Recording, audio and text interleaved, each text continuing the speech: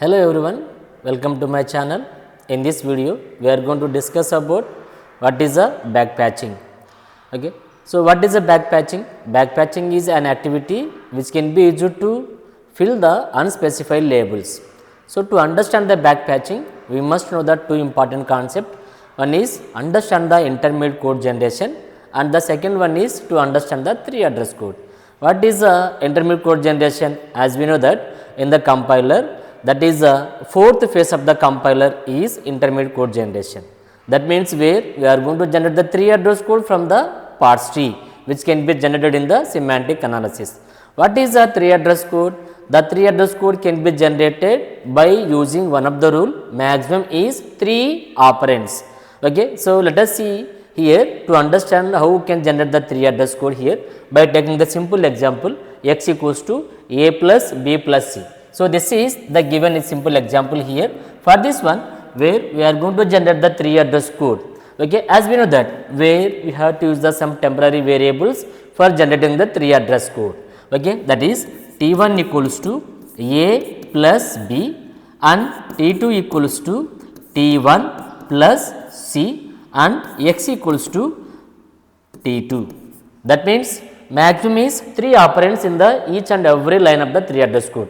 Okay, how many operands are there? 1, 2, 3. Here also 1, 2, 3. Here also 1, 2. That means maximum can use the only 3 operands, okay, in the 3 address code. So, this is how we can generate the 3 address code for the given expression. Okay. And next one is how the 3 address code can be stored. Okay. As we know that to store the particular 3 address code where we have to use the quadruple. As we know that what is a quadruple? Okay. So, quadruple contains the 4 fields. One is operator, the second one is argument 1 and third one is argument 2 and result. So, here let us see the what is the format of 3 address code here. Now, it is in the form of tables. Okay. So, first one is operator, second one is argument 1 and argument 2 and finally results. Okay. So, now let us see here how we can store the particular 3 address code in the that is called as a quadruple. Okay. So, that is 0 is the position and what is the operator in the first line? Plus is an operator. What is argument 1? A is the argument 1 and B is the argument 2 and what is the result? T1. T1 is the result and what is come to the second line, okay, where the result is T2 and argument 1 is the T1 and argument 2 is the C. Okay. What is operator here? Plus. So, this is the 1, okay, plus is an operator and T1 is an argument 1 and T2 is the C and result is T2. Okay. What is the third one? Okay. So, that is what is the operator here? Operator is assignment operator and T2 and what is the result? X. Okay. So, this is how the 3 address code can be stored. Okay. So, after generating the 3 address code from the given expression. So, now it is easy to understand what is the 3 address code we have to generate it, okay, for the given expression. And come to here what is the backpatching? Backpatching can be used to fill the unspecified labels. Means now let us take the simple example to understand clearly, okay, what is the backpatching. This is the given example, m is less than n or o is less than p and q is greater than r. So, that is m is less than n or m is greater than n or o is less than p and that is q is greater than r. So, for this one how we can generate the 3 address code. Okay. So, where these are the operators that is called as Boolean operators. So, here in this given expression now these are the Boolean operators r and okay. So, these are the that is called as relational operators. So, if any expression having the relational operator as well as Boolean operators, then how we can generate the 3 address code. Okay. So, for this one we are going to use the backpatching. okay, to specify the to fill the unspecified labels. That is, there is assume this is the T1. So, this is the T1, okay, this is the T2 and this is the T3. So, to generate the 3 address code, where we have to assume that these are the temporary variables. Okay. So, 10 is the address, like where if m is greater than n, then go to, we do not know, that is called as what is the expression here. We have to fill these unspecified labels, okay, by using backpatching. Similarly, go to. So, what is the next statement? And next one is, if O is less than P, then go to. That means we have to fill these unspecified labels, okay, so by using backpatching, backpatching. So, this is what is the definition of backpatching? Backpatching can be used to, okay, fill the unspecified labels in the given expression. Now, come to here, we are going to discuss about how to construct the syntax directed translation of parse tree for the given expression. As we know that what is a given expression? M is greater than n, or O is less than P and Q is greater than R. For this one, we are going to construct the syntax directed translation parse tree. Okay. As we know that there is some operators are there. Now, we will take that what is R operator. Okay. So, R having the left child node as well as right child node. For this one, we are going to construct the parse tree. Okay. So, that is greater than, and it has a child node m and n. Okay. And next one is, there is AND operator, okay, and has a 2 child nodes. One is, that is called as a less than and greater than, okay, less than having the 2 child nodes O and P, and here Q and R.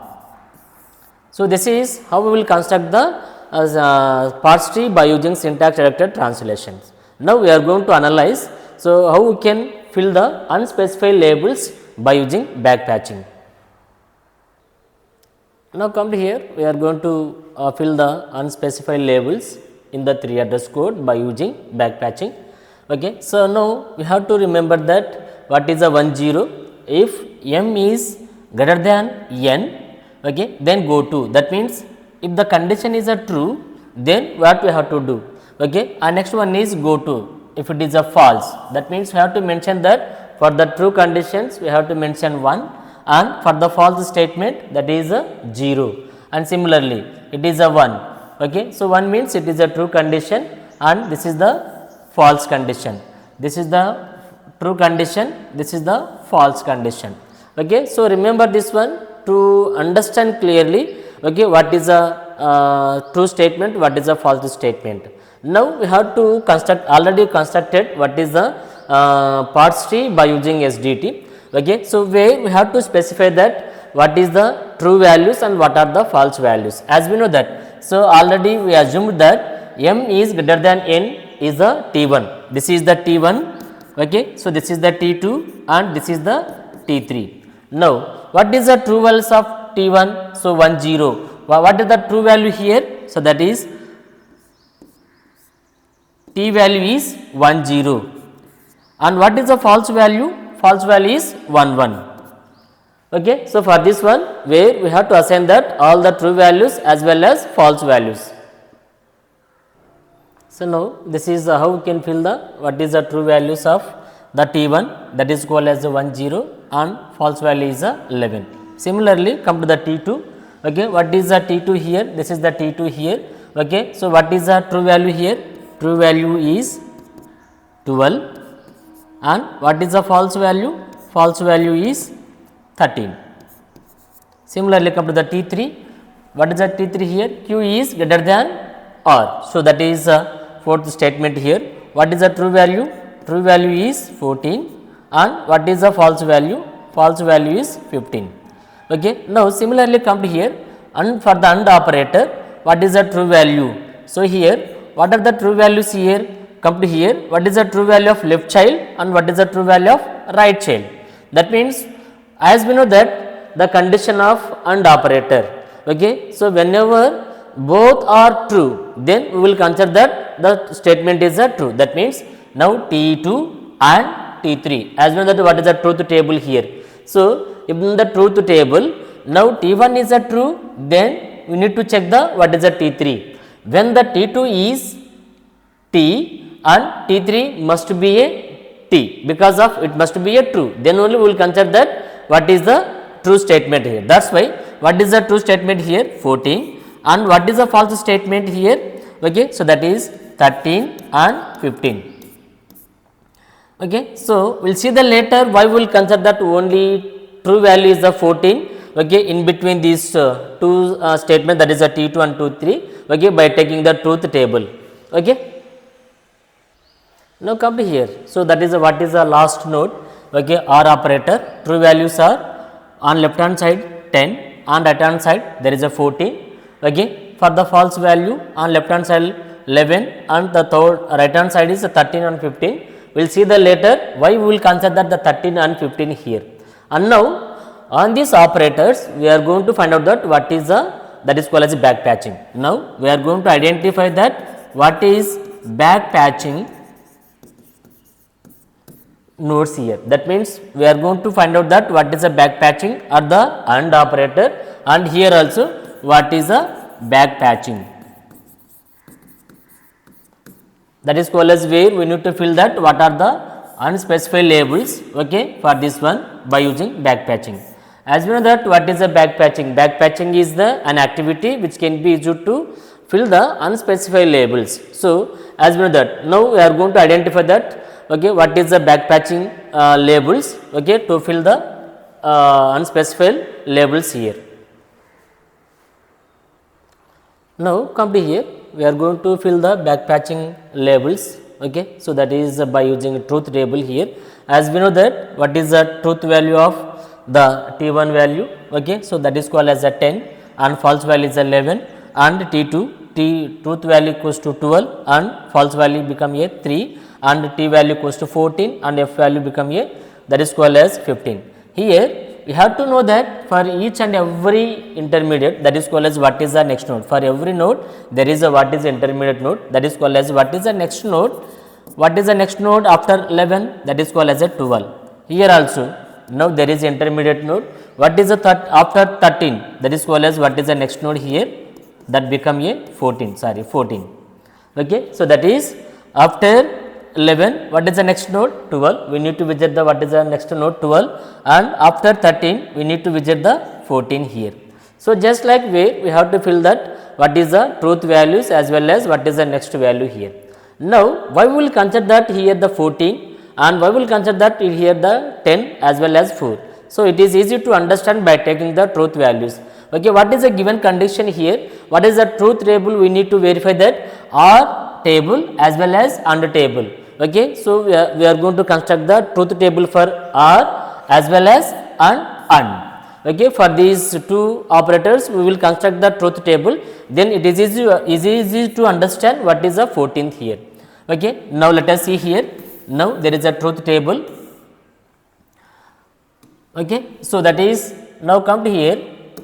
Okay, so this is the truth table for OR operator. Okay, please observe carefully, no need to explain that what is the truth table here. Okay, so 0 and 0, then that is called as a 0 or 0 means this is the T1. Okay, this is the T1 and this is the T2.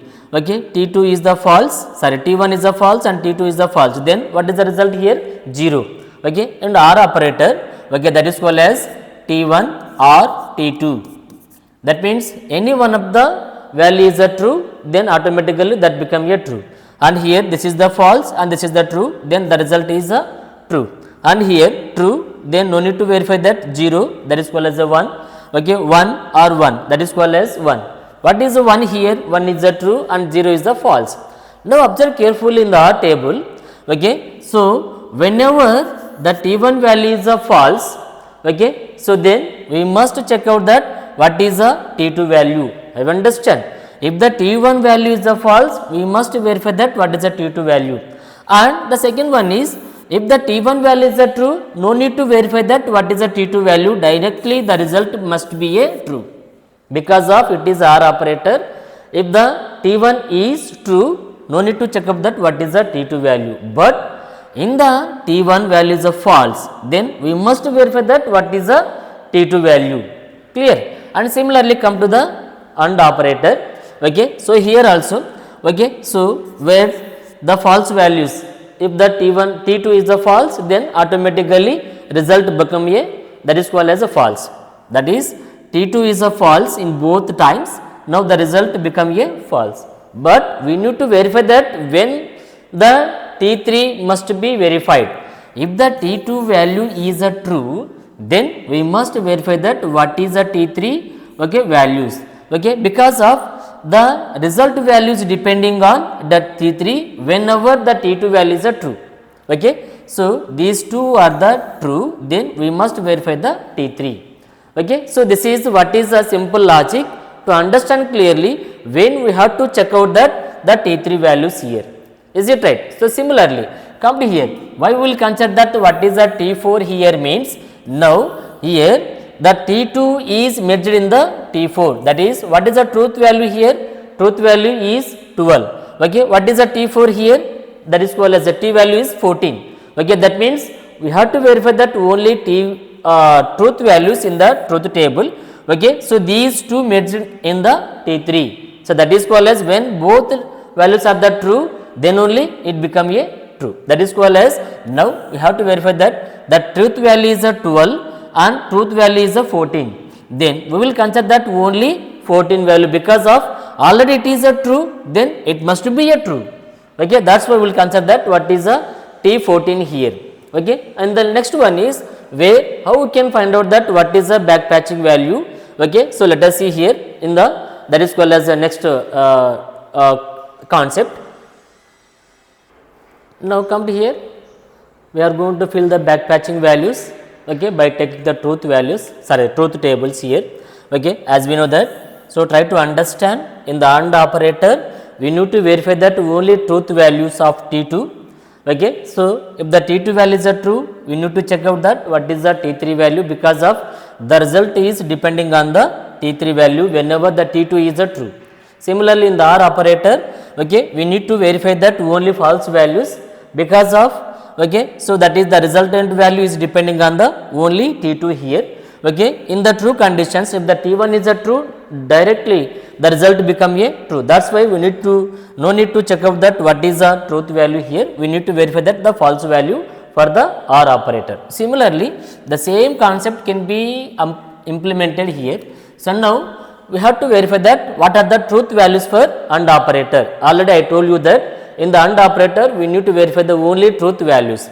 So, what is the truth values here? So, that is we need to verify that what is the truth value of the left hand side and what is the truth value of right hand side, that is called as a 12 comma 14, clear. So, that is what is the meaning here, and for the AND operator we have to verify that only truth values. So, that is there is AND operator, we need to verify that only the truth values, because of if the T2 is a true, then the resultant is depending on the T3 value. So, that is why here we have to take that only truth values. In the AND operator, we have to verify that only false values. Is it right? Only false values, because of if the T1 is a true, no need to verify the T2 value. Okay, directly we will get that what is a true.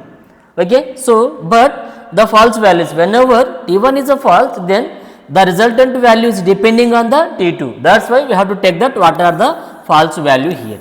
Now, come to here, what is the false value for the that is called as a T1. Okay, here for the back patching, what is the false value? 11. And what is the false value here? We will take that what is the 13 and 14, but do not consider the two values here. What is the next value? That is called as a 12. Okay. So, that means what is the back patching here for the 11 and 12 at the time of, that is called as at the place of OR operator. That means what is the meaning here for the 11? What is 11? It is a false. Okay. So, that is we go for directly 12. Okay. So, what is the next one here? 12 and 14. What is the 12 here? Okay. So, 12 means if the condition is true, then what we have to fill here? 14. Okay. So, that is this is the 12th one. Now, where we have to fill the 14. Okay. So, that is called as and remaining labels. So, this is the true. If the condition is a true, okay, then directly you can print that what is the next value. Okay. So, if the condition is a false, directly you go for the what is the 12th statement. Come to the 12th statement. If the condition is a true, directly you go for the what is the 14. What is the 14 here? That is called as if q is greater than or, then go to, this is also a true here.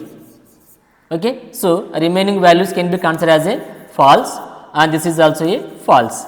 So, this is how we can fill the unspecified labels by using backpatching. Okay. Hope you understand. Do you have any doubts? Please comment in the comment box.